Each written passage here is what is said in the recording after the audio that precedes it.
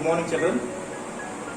Today I am going to teach you a new concept, a new chapter, the war between wars. The war between wars, 1900-1950, part 1. Do you know, children, what was mentioned here? Of course, world wars. First World War and Second World War. What was the period 1900 and 1950? In these 50 years of duration has brought drastic changes in the world, particularly in Europe. And at the beginning of 20th century, means 1901 January 1st, 20th century begins.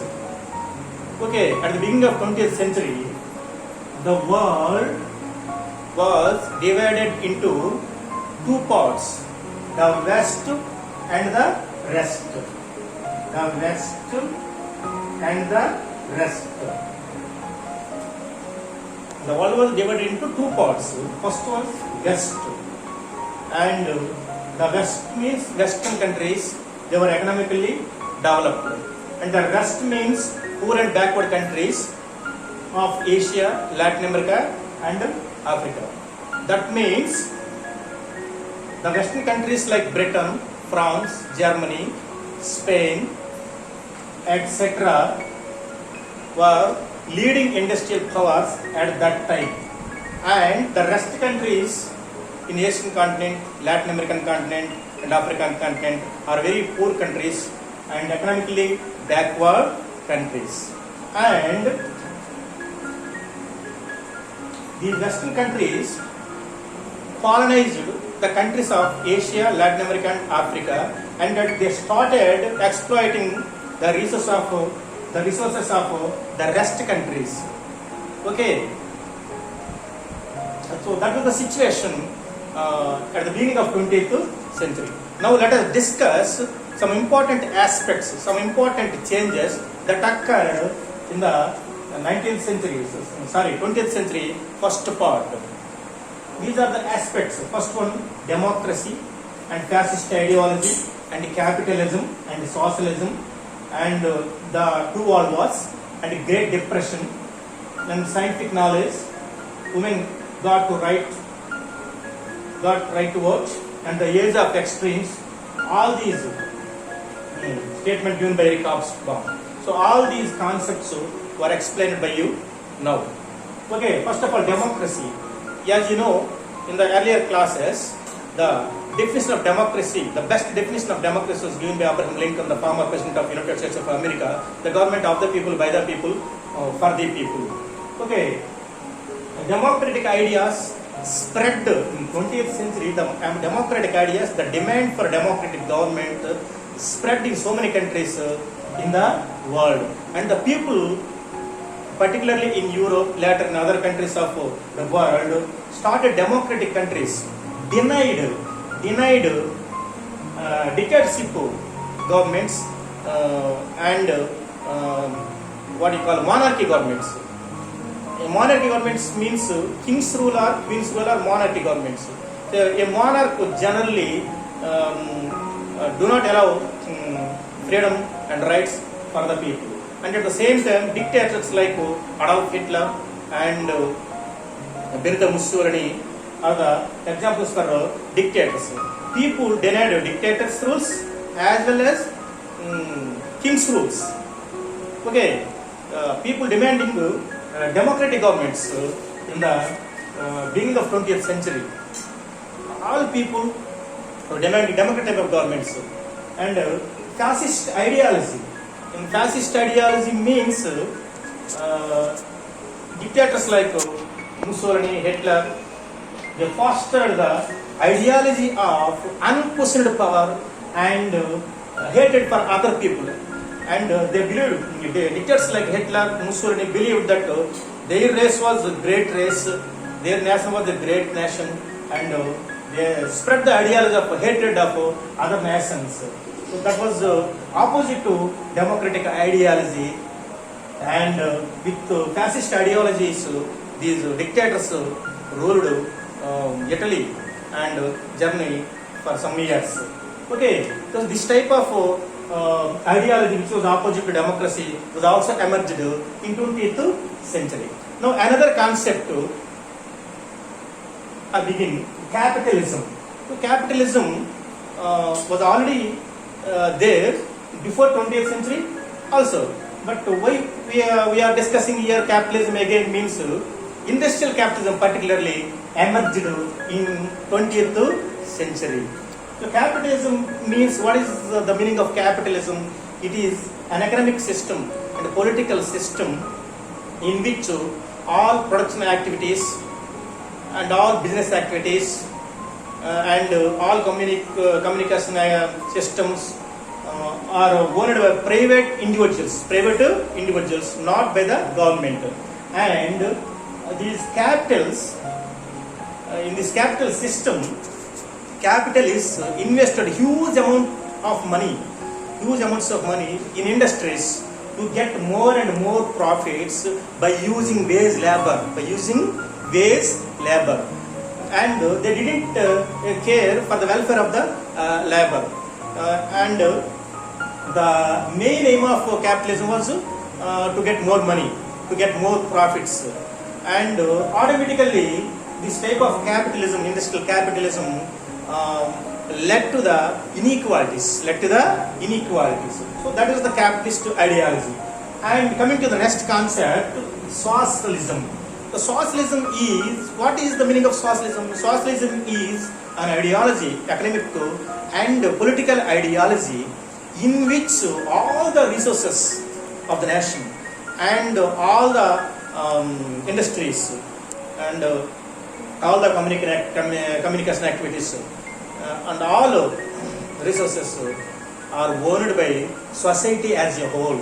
That means in socialist ideology, in socialism, all the resources, all the industries are run by the government, and this ideology automatically led to the equality. You might have understood clearly by this time. This ideology was exactly opposite to capitalism. This type of contrary ideologies emerged in 20th century.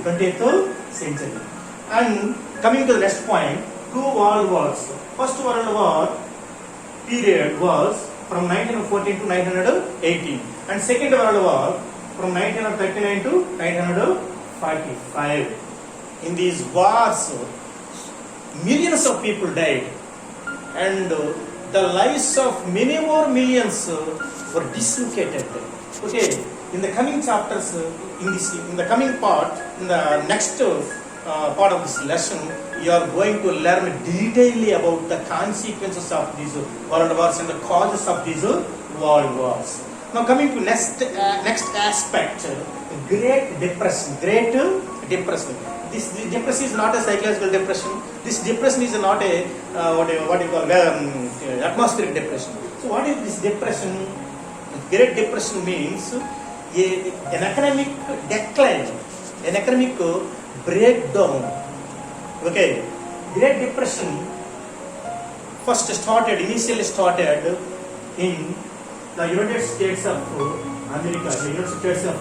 America first.